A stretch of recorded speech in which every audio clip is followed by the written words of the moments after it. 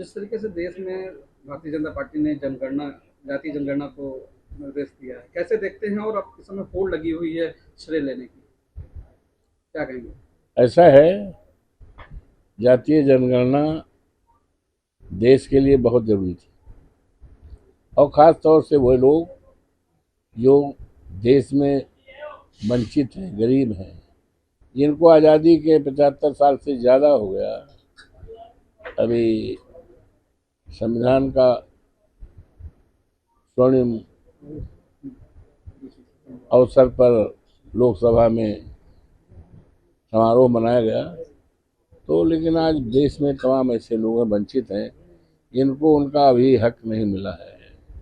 तो उन्हें हक दिलाने के लिए, सम्मान दिलाने के लिए और देश की आज़ादी का फल उन तक पहुंचाने के लिए देश में जातीय जनगणना, जिसके लिए हमारे नेता श्रद्धेय मुलायम सिंह यादव जी, जो देश में के रक्षा मंत्री रहे हैं, आज दुनिया में नहीं है, सबसे पहले लोकसभा में देश की सबसे बड़ी पंचायत लोकसभा में बड़ी मजबूती के साथ जातीय जनगणना उठाने का प्रस्ताव ही नहीं रखा, बल्कि तत्कालीन सरकार पर दबाव डाला। और इसी तरह हमारे नेता और समाजवादी पार्टी के राष्ट्रीय अध्यक्ष माननीय अखिलेश यादव जी उसी तरह जनगणना को लेकर पूरी तरह से फिक्रमंद हैं, और उसके लिए कार्यक्रम और चुनाव अभी 24 में जो चुनाव हुआ लोकसभा का, तो हमारे चुनाव आचार उसमें घोषणा पत्र में स्पष्ट पहला पैराग्राफ में लिखा है कि जब हमारी सरकार बनेगी तो जातीय जनगणना हम कराएंगे। और ये चुनाव घोषणा पत्र हम समाजवादी पार्टी के कार्यकर्ताओं के लिए, नेताओं के लिए, ये उसी तरह से दस्तावेज है जिस तरह से कोई धार्मिक ग्रंथ होता है और उस धर्म के लोग मानने वाले उस धार्मिक ग्रंथ का सम्मान करते हैं, आदर करते हैं, उसी के अनुसार आचरण करते हैं। उसी तरह से ये चुनाव घोषणा पत्र हमारी समाजवादी पार्टी के लिए चुनाव घोषणा पत्र एक पवित्र दस्तावेज है।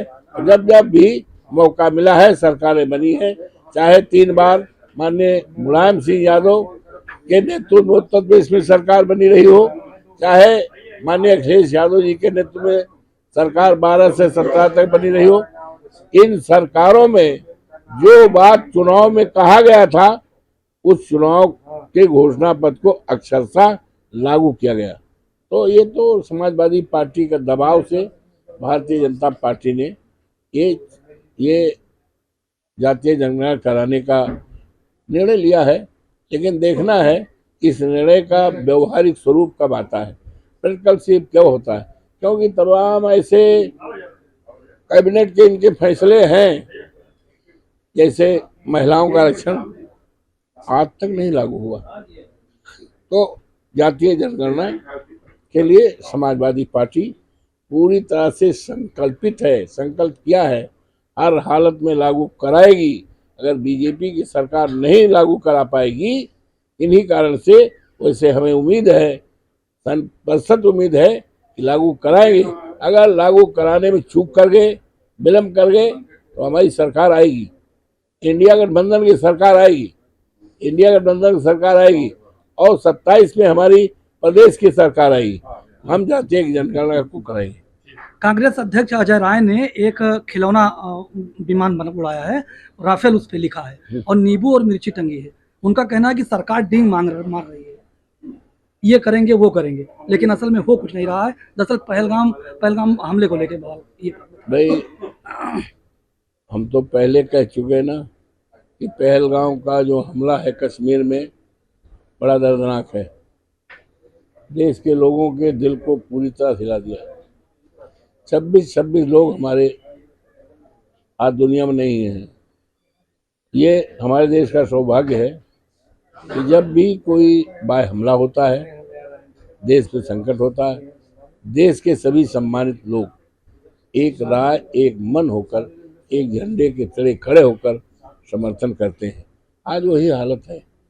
इस हालत में भी देश की करीब करीब सभी राजनीतिक पार्टियों ने समर्थन देने का ऐलान किया है।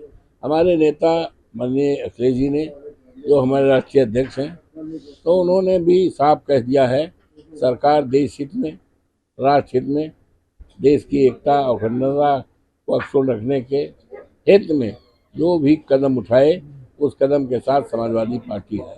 और साथ साथ ये भी मांग किया है, जो परिवार के लोग आज दुनिया में नहीं, उनके रोते बिलखते परिवार को 10-10 करोड़ रुपए और एक सरकारी नौकरी भी मांग की। ये सारी चीज़ें रखी गई। और ये भी बात है कि कहीं न कहीं सुरक्षा में कमी रही। आखिर आतंकवादी कैसे चले आए, कौन सी सुरक्षा में कमी रही है, ये विषय बात का विषय है।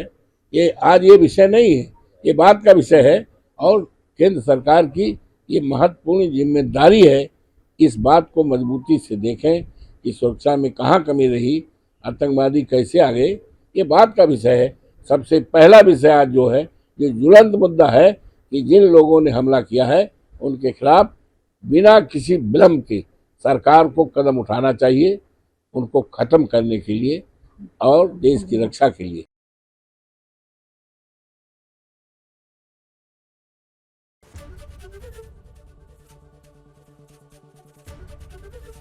एबीपी गंगा, खबर आपकी, जुबान आपकी।